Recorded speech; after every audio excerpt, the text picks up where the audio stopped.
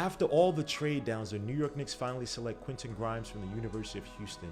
Quentin Grimes this year shined, where he averaged 17.8 points a game, 5.7 rebounds, 2 assists, 1.4 steals on 40.6% shooting from the field, but 40.3% from the three-point line to go along with 78.8% from the stripe.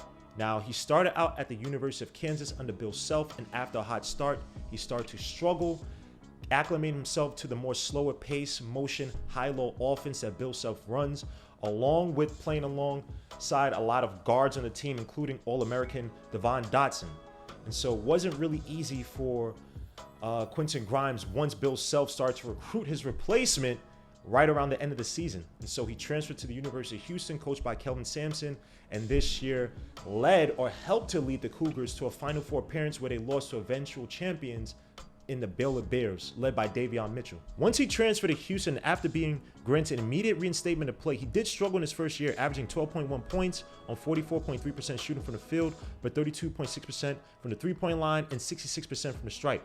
However, in the second season, as I mentioned, he shoned out, where he averaged 17.8 points, a poor 40.6% from the field, but 40.3% from the three-point line, 78.8% from the stripe, to go along with the 5.7 rebounds and 2 assists a game.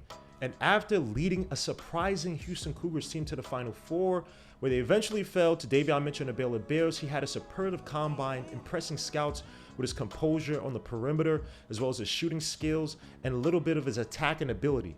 So let's get to his strengths and weaknesses and how he fits the Knicks roster.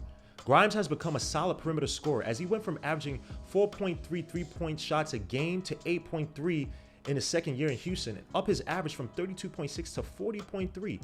His form itself is a gym rat beautiful form, and the focus shows up in his catch and shoot numbers, where overall he shot 37.1% from the field and generated 1.091 points per possession.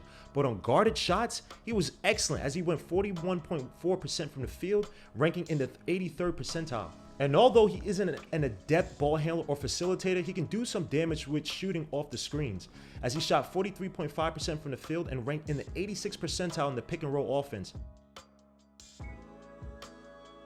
Defensively, Grimes is a 6'5" wing with a 6'7" wingspan, so he's not terribly imposing, but was often tasked with guarding the best opposing wings. He was a big part of the number 2 defense, which only allowed 58.2 points per game for the 2020-2021 season. As a total man defender, he only allowed 28.3% from the field, which is excellent, and only 23.5% from the field on all jump shots off the dribble, which ranks in the 86th percentile. Specifically on defense, he has decent feet and does a very good job of cutting off angles. He also does a good job of timing closeouts on pull-up jumpers, as Grimes held spot-up shooters to a 28% field goal percentage, which ranked in the 77th percentile for the season. On the pick and roll, he fared very well, only allowing 34.4% from the field, as he does a decent job of resetting onto his assignments. He does play with his hands a little bit more instead of playing with his hips, and generated 2.2 personal fouls a game, so he has to learn how to rely a little bit more on lateral movement in order to avoid giving up cheap fouls in the NBA. Grimes was also a willing rebounder, as evidenced by his 1.6 offensive rebounds a game and 4.1 defensive rebounds a game for the season. And despite his overall lack of dominant measurables, he exhibited a high level of effort on the boards and nearly doubled his totals from his freshman year to his junior season. On to his negatives. Grimes is limited by a lack of overall high-level explosiveness, especially on the offensive end, and many times attacks the basket as if he still harnesses the explosive advantage he had in high school, as he attacks the basket and makes some poor attempts at the rim instead of stopping and popping for the mid-range. Grimes is below average at the rim and only averaged 41% on all twos.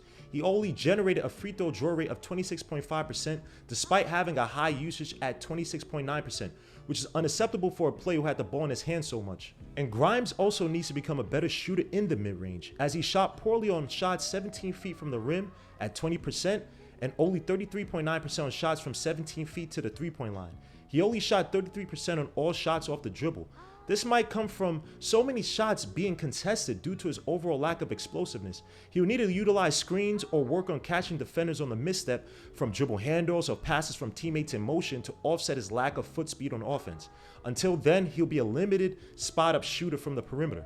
And because of his lack of speed or quickness on the offensive end, Grimes doesn't project to be a plus isolation scorer, as he has trouble creating separation, even in the weak AAC conference, and that showed up many times as he tried to play too fast when trying to create off the dribble, and it led to turnovers. Lastly, Grimes isn't a plus playmaker at only 2 assists a game in the weak AAC conference. He's more geared towards creating impact on the perimeter than he is as one with the ball in his hands. Grimes projects to be a poor man's Danny Green, at best, until he finds a way to better execute in the mid-range, finish better at the rim despite his physical limitations, and learn how to shift his hips versus using his hands to defend.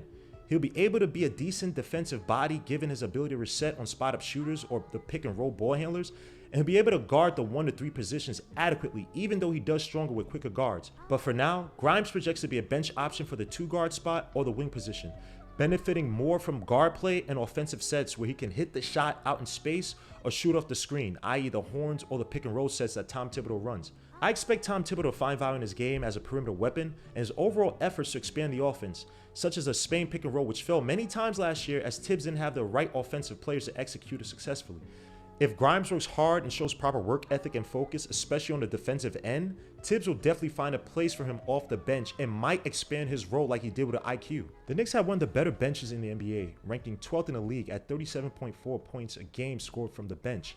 However, our team shooting from the 3-point line, despite us being 5th in percentage at 38.3%, we ranked 16th in the league at 12.3 attempts a game. So definitely Grimes will provide some potential ammo to up those attempts and make us a little bit more proficient and dangerous, especially with uncertainty around free agents such as Derrick Rose. So let me know what you guys think. Is Quentin Grimes an underrated draft pick? Is he a guy that can potentially be a starting 2-guard for us in the near future? Is he better off the bench? Will he be a perimeter demon for us? I don't know. Is he the right pick for the Knicks? We will see. He definitely has some factors that can help us out, especially on the perimeter.